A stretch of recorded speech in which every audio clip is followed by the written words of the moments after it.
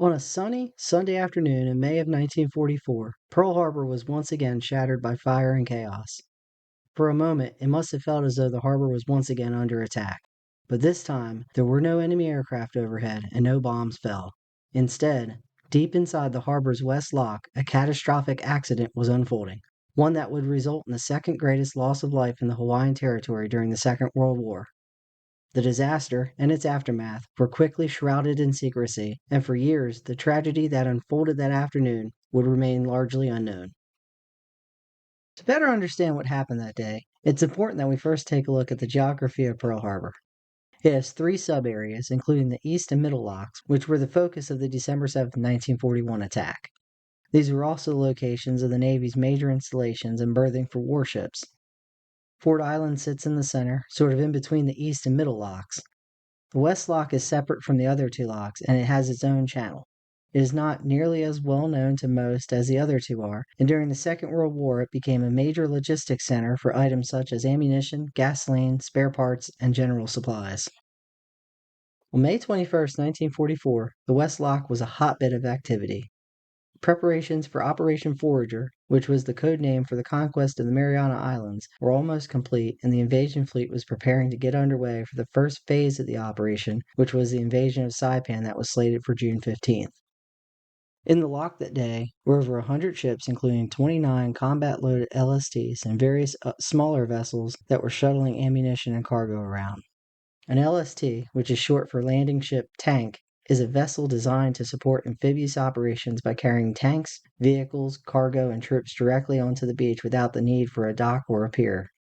They were a little longer than a football field, had a crew of 119 men, and could carry about 200 Marines into battle.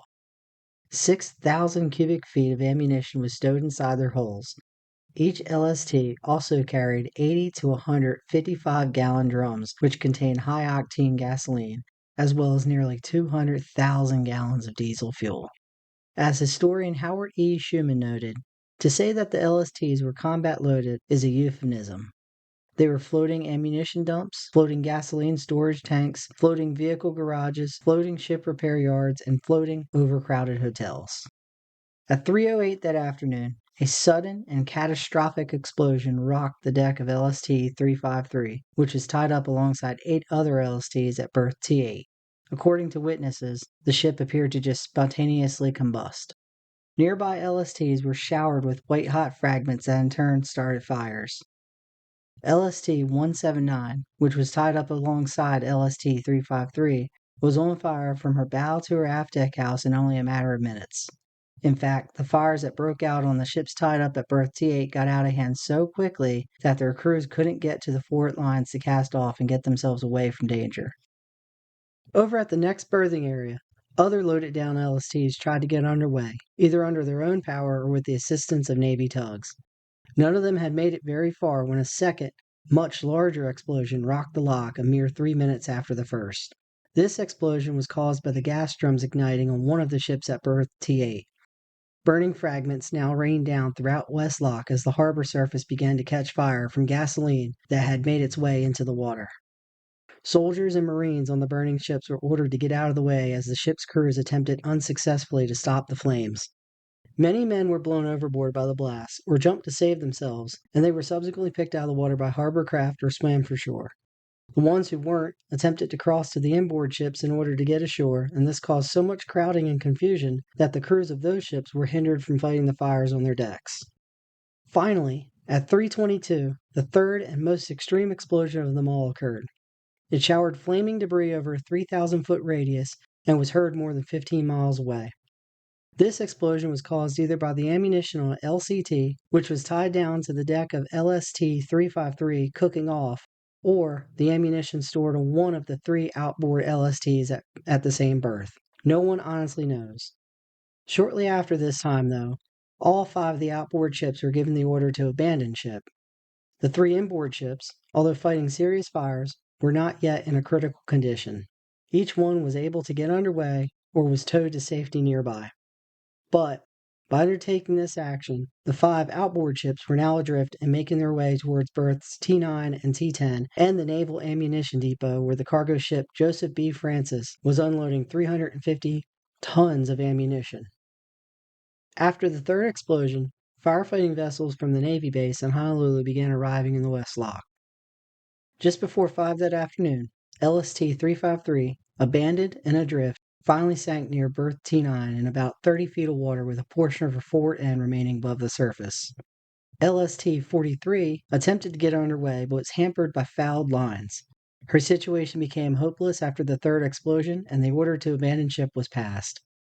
Similar situations existed aboard LST-69 and 179. The three abandoned ships together drifted for almost 600 yards, and their fires began to threaten the Joseph B. Francis as well as the Naval Ammunition Depot. Fortunately, one of the three LSTs sank a few hundred yards from the Ammunition Depot wharf. This brought the good fortune of anchoring the other two ships in place, which then also sank, which kept an even more catastrophic event from occurring had they reached the depot. In fact, the danger that these three ships presented was so great that at 4:30, 3 PT boats had been dispatched to torpedo them before they could reach the ammo depot. The PT boats were ordered to stand down about 10 minutes later, as it became apparent that torpedoing the LSTs might do more harm than good. LST-480 was the inboard ship at berth T9. She tried to get under way but was prevented from doing so by the ships outboard of her. Then, the three burning LSTs drifted close to her. The flames and heat from these ships to her windward side ignited fires forward of her bridge.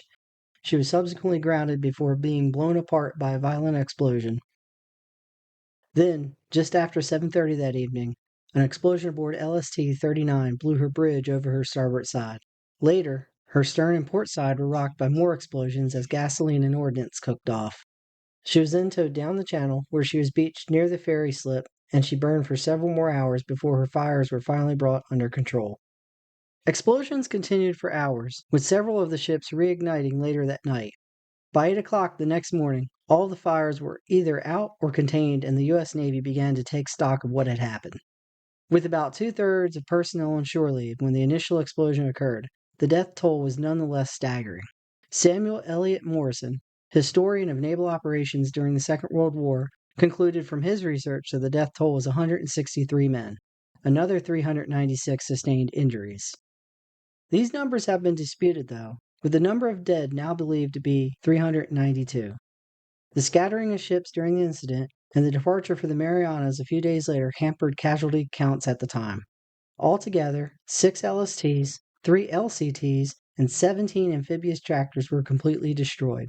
Another 2 LSTs were so badly damaged that they could not be used for the impending invasion of Saipan. Over 20 buildings were damaged around the loch. Telephone cables and power lines were cut, and some roofs had holes that were as large as 3 feet in diameter from falling debris. In the end, there is no real consensus as to what really caused the initial explosion that day.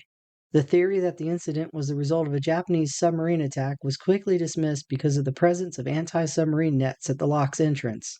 But there were plenty of other risk factors.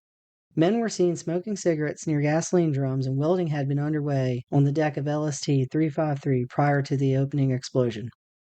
LST-353's executive officer, in his testimony before the Court of Inquiry, stated that Army dock workers were unloading mortar ammunition from an LCT on the deck of his ship when the first explosion occurred, and that he believed they had received no training for the task. 80 55-gallon drums of fuel were stacked just 15 feet from where they were unloading the LCT, and it is possible someone from that group may have accidentally dropped a mortar round, which sparked a chain reaction. The court ultimately found that one of these two reasons was the most plausible explanation, but couldn't settle on which one, as all who might have been able to give that information were among those killed in the disaster. Admiral Chester Nimitz agreed with the court's findings, but he disagreed with the recommendation to avoid nesting combat-loaded vessels, as he deemed it necessary under wartime conditions. It was a calculated risk that must be accepted, he stated, and his boss, Admiral Ernest J. King, the Chief of Naval Operations, concurred. In the days following this incident, the military ordered a press blackout, and survivors and eyewitnesses were forbidden from talking about what had happened. Eventually, the Navy released a very short statement merely acknowledging that an event had occurred, but no details were given. It was only after Operation Forager had concluded that a slightly fuller account was given to the press, but even that account was lean on many details. The Court of Inquiry's report, which was dated June 29, 1944, was classified as top secret. It was not declassified until January of 1960, which also hampered the public's understanding of and interest in the events that had unfolded that May Day in 1944. In the weeks following the disaster, salvage operations got underway in the West Loch so that wartime operations there could resume. During this period, the U.S. Navy inadvertently found the 5th Japanese midget submarine that was involved in the 1941 attack, but did not realize it. All of the recovered material was dumped about 3 miles south of the entrance to Pearl Harbor, and it was here that 3 parts of a midget submarine were discovered in the 1990s and early 2000s.